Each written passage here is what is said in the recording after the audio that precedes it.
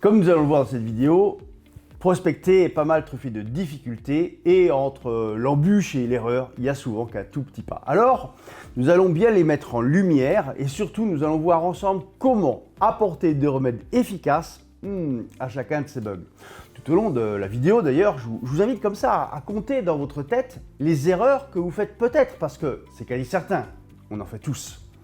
Et vous allez voir combien ça va nettoyer, combien ça va faire du bien, combien ça va permettre d'améliorer les résultats et combien ça va vous permettre d'être cool sur le sujet. Alors pour ceux qui ne me connaissent pas encore, je suis Jean-Pierre Giraud, le fondateur de la chaîne et du blog Les Grandes Techniques de Vente. Si vous ne l'avez pas déjà fait, eh bien abonnez-vous ci-dessous pour recevoir nos prochaines vidéos. En parallèle, je suis également le fondateur de l'organisme de formation Leader Vente, dédié aux indépendants et aux TPE, ainsi que d'un cabinet d'affaires qui porte mon nom, dédié aux PME et aux plus grosses structures. Alors, la première erreur en prospection, particulièrement lourde de conséquences, est de ne pas planifier ou de ne pas bien planifier son action de prospection, ce qui peut se traduire par ne pas en faire de façon très régulière, ne pas se l'imposer et donc facilement procrastiner, remettre à plus tard. Ne pas le faire avec de la bonne volonté et s'y mettre plutôt un petit peu à contre-cœur, donc avec une mauvaise énergie. Ne pas bien préparer son action et peut-être donc un petit peu foncer tête baissée, vous voyez. Et enfin, ne pas apprendre de ses erreurs, ne pas se remettre en cause suffisamment et chercher à s'améliorer. Alors par rapport à ça, le premier principe gagnant, c'est impérativement de définir des plages de temps hebdomadaires pour vous consacrer à votre prospection. Je considère d'ailleurs que toute organisation commerciale doit consacrer minimum 20% de son temps et de son énergie à la prospection. La deuxième erreur réside dans le fait de ne pas diversifier ses modes de prospection, c'est-à-dire de ne pas prospecter via plusieurs modes opératoires, ce qui peut se traduire par exemple par ne faire que de la prospection B2B de masse, ne prospecter que via LinkedIn, ou à l'inverse, cela peut aussi être ne pas profiter des réseaux sociaux, rester trop discret, sous-estimer aussi l'intérêt de la génération de leads, inbound, outbound et ads, sous-estimer aussi l'intérêt de la recommandation, voire de la prescription. Ici, le remède est très bien illustré par le dicton ne pas mettre tous les œufs dans le même panier. En fait, il est assez crucial de remettre en cause ces modes opératoires régulièrement et surtout de jouer sur plusieurs registres de façon à ce qu'ils se complètent. Vous voyez, c'est ce qu'on range aussi sous l'expression cross-canal, qui selon moi est la seule façon aujourd'hui de ne pas se mettre en risque. La troisième erreur, et un bug malheureusement assez fréquent, c'est le fait de mal maîtriser les phases de prospection en amont, à savoir le ciblage, le sourcing et la qualification, qui se traduit par le fait d'avoir un mauvais alignement entre votre offre et votre cible, et donc de ramer beaucoup plus dur. C'est aussi prendre contact avec des prospects qui ne vous porteront pas beaucoup d'intérêt et qui vous spammeront ou vous rejetteront, ou encore peut-être entamer avec des personnes qui vous reprocheront de ne pas les connaître, de ne pas vous être intéressé à elles et de faire de la prospection, vous voyez, un petit peu à l'ancienne, et qui assez probablement vous braderont un petit peu comme ça. Ici, le remède, il est évident. D'ailleurs, vous m'entendez assez souvent en parler. Il est indispensable de bien cibler, de bien sourcer, de bien qualifier avant de démarrer votre approche et vos échanges. En fait, vous devez bien connaître vos cibles. Ici, il est particulièrement judicieux d'utiliser les bons outils pour être efficace. J'en parle dans le PDF que vous trouvez bien sûr dans la description de cette vidéo. On en arrive à la quatrième erreur qui a lieu lors des tout premiers échanges avec votre cible. Et là, la liste est assez longue.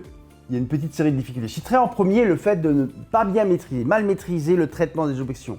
Ce qui en général, bien sûr, se traduit par perdre un petit peu ses moyens, par pas très bien réagir face à l'obstacle, et bien sûr à dégrader la relation dès le départ. Je citerai également le fait de ne pas assez faire parler votre cible, ne pas le mettre au centre de l'échange, ne pas lui poser des questions, pas assez de questions, de bonnes questions. Okay, ce qui conduit bien sûr à peu d'accroche, à peu d'intérêt de sa part, et donc un peu de déclin de la cible. C'est également ici que l'on peut ranger ne pas avoir vérifié la disponibilité de notre interlocuteur, ne peut-être pas assez l'écouter, ne pas savoir entendre les perches qu'il nous tend, ou encore peut-être mobiliser trop de son temps. Et enfin, ne pas planifier la suite à donner à l'échange. Tout cela a deux impacts, peu d'efficacité côté cible et fatigue côté vendeur. Côté solution, il n'y a pas de mystère. Pour sortir de ça, il faut construire un argumentaire de prospection et pas mal s'entraîner. Un peu comme les musiciens, comme les sportifs qui ne montent jamais sur scène sans avoir bien travaillé leur partition auparavant. Quant à la cinquième erreur, elle peut assez facilement passer inaperçue. C'est en fait ne pas savoir traduire son positionnement différenciateur, ce qui se traduit généralement par ne pas savoir parler de son savoir-faire spécifique, vous voyez, juste en quelques mots simples, ne pas savoir non plus exprimer ou peut-être évoquer, laisser comprendre les avantages qu'il y a à travailler avec vous, ou encore ne pas chercher à se différencier de la concurrence, avoir du mal, avoir peut-être pas le courage de le faire. Comment traduire ses qualités sans se survaloriser et sans faire de la critique des autres? C'est un art de parler de soi, de son entreprise, de son équipe. Ici, souvent, je dirais, la solution vient des autres, de la vie des autres, de la façon dont ils parlent de vous.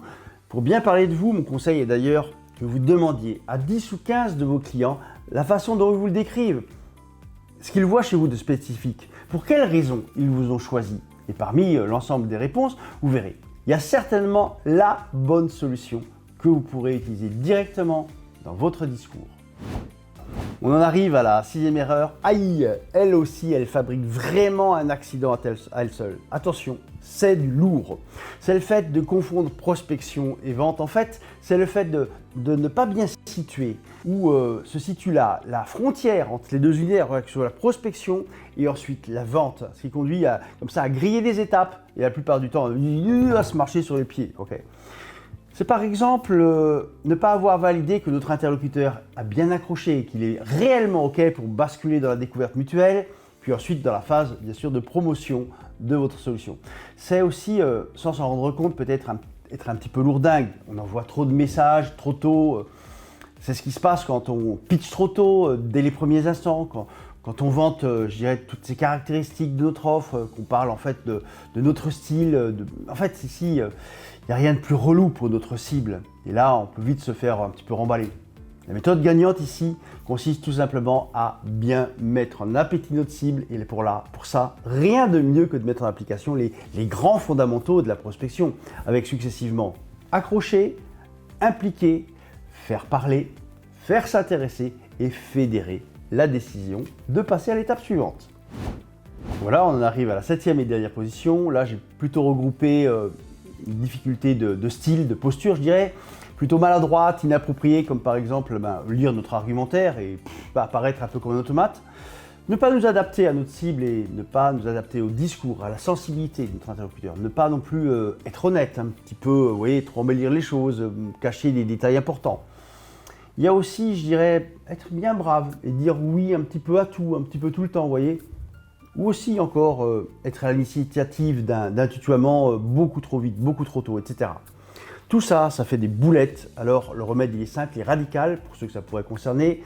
On va pas se mentir, si vous voulez réussir en affaires et notamment en prospection, il y a des comportements dont il vaut mieux se séparer. Je vous invite à être respectueux, délicat, solide, confiant dans votre approche. Et surtout, toujours garder en tête que quand vous approchez votre cible, c'est avant tout pour lui être utile, autant que pour lui vendre vos solutions.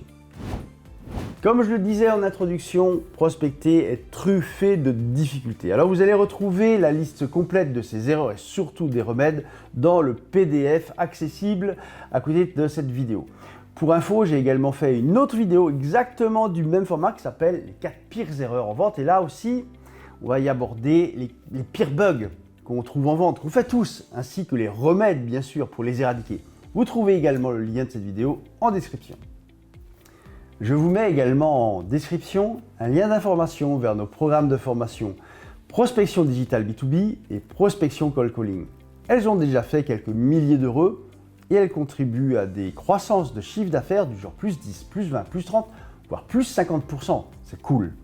Alors j'espère que cette vidéo, les 7 pires erreurs de la prospection et leurs remèdes vous a plu et qu'elle vous sera utile. Si c'est le cas, n'hésitez pas à nous mettre un j'aime si vous l'avez apprécié.